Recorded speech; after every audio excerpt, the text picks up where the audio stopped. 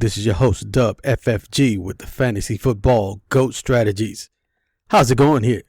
Week 18 is here. Week 17. Many of us played our Fantasy Football Championships in Week 17 versus Week 18. But some are going to play it in Week 18 as well, because I'm in a second league where I'm in the league championship game. And I'm playing in that championship game, which is, again, Week 18. And I just finished up in a league in Week 17 where I became the Fantasy Football champ for the third time, adding to my collection of now 8 Fantasy Football Championships over 3 different leagues. And I'm going for the 9th one in this upcoming week. So we'll see how that goes. Again, here's the Fantasy Football GOAT Strategies here. And we are moving forward. So just to give you a little bit of background on Week 17, and as far as I guess me becoming a champion in that particular league, I started at the bottom. I drafted last. I was given the worst draft grade of the league, of course by the league analyst, and by the end of the regular season, I was ranked second. So I went from very bottom to being ranked second, and of course when the playoffs were over, I was the league champ. So the draft position and the draft grade at the end of the day, at the end of the season, doesn't matter. It's what you do, how you build your team in the draft, and the adjustments that you make.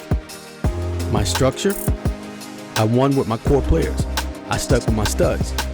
The main difference that I made was in the playoffs was around week 13. I picked up Amon-Ra St. Brown. It's around week 13 and week 14, but he definitely played in all 3 playoff rounds for me. And each and every week, his numbers went up. So when I picked him up, that really elevated my scores. So then you take my core, which consisted of Dak Prescott, Austin Eckler, Jalen Waddle, Micah Parsons, Dallas defense, and also had the Broncos defense on the bench. So I had a number of studs to choose from, including like Jordan Brooks from Seattle. So even my defense, which I traditionally carry some studs on defense. So that core is what got me there. My minor adjustments is what took me to the top. Because without picking up Amon-Ra St. Brown, I'm not sure if I would have made it past the semifinal round. Because come Sunday afternoon or Sunday night, I was down by over 100 points in Week 16 semifinal round. So by the time Monday night game was over, I was up by 14 points. So I made up over 100 points in 2 games with Dak, the Cowboys defense, Micah Parsons, and Jalen Waddle. And again, plus Amon-Ra St. Brown. So those are just some little gems that I've been dropping all year.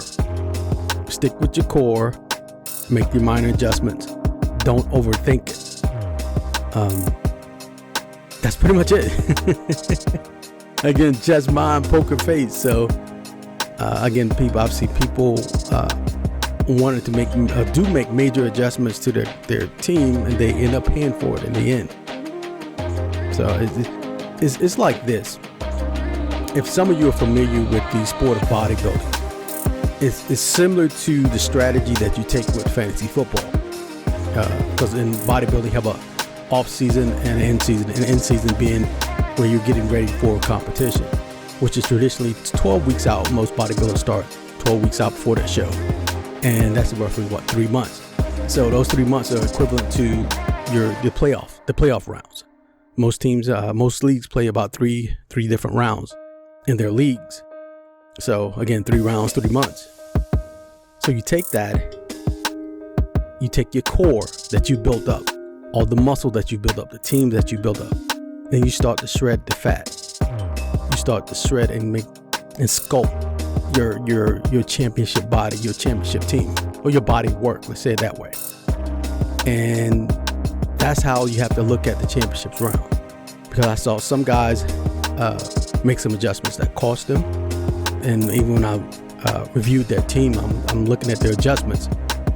I'm like, wow, I can't Can't see doing that. But again, that's part of the strategy too. Meaning you do things that seem outlandish. You do things that seem weird, that seems crazy. But they must also make sense when you do them. So if it made sense to those individuals, I guess so. But they're not holding a championship like I am. So, but going into week 17 as well, the championship round, there was the weather factor. Across the country, there was pretty much bad weather, whether it was snow or rain, and very windy. So one of the strategies that you use, again, minor adjustments, look at your core players, and also look at what you have on your bench, and look what's on the waiver wire. And I say that because some of your core players were playing bad weather. That last week, you want to, particularly that last week, this past, I'm using it as a main example, is people or players were playing in bad weather and some were playing indoors. So I look more for the indoor players versus the outdoor players. Why? Again, because you're going to have those big names that don't come up big in bad weather. People are going to drop balls. People are going to fumble balls. That's just it.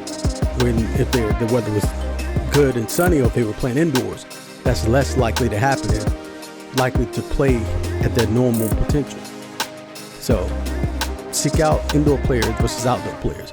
But particularly even if you're playing coming up this week 18, seek that out. And moving forward with week 18, if you're playing in the championship round, and this is where it gets tricky, and this is one of the adjustments that I'm talking about that you have to make in the playoffs, is if you're playing in week 18 and your studs have already clinched their playoffs with their teams. For instance, like again, using the Dallas Cowboys, using Green Bay, using someone like a Philly. These people are already clinched, or excuse me, like the Bengals. These people are already clinched. So your studs may not play, or if they play, they may not play the entire game because they're already in the playoffs, and particularly if they have to play in round one. So if they got to play in round one, it's highly likely that they're not going to play the full game, even if they did play in week 18. You want to seek out players that have something to play for, meaning if it's their job or if they're playing to get into the playoffs, like the Chargers. The Chargers are still trying to get in the playoffs. The Raiders are still trying to get there themselves. You want somebody off those teams in the game. So take a look at it, see who's playing, see who's not playing. Of course, this being the time of a pandemic, see who's made a virus, listen, see who has it. And you have to pay close attention again because some of the games are on Saturday. So that's it. Chess mind, poker face. Dub FFG, your fantasy football GOAT strategies. 8-time fantasy football champion, working on number 9 coming up this week. Thank you for tuning in. Hit that like and subscribe button. Till next time.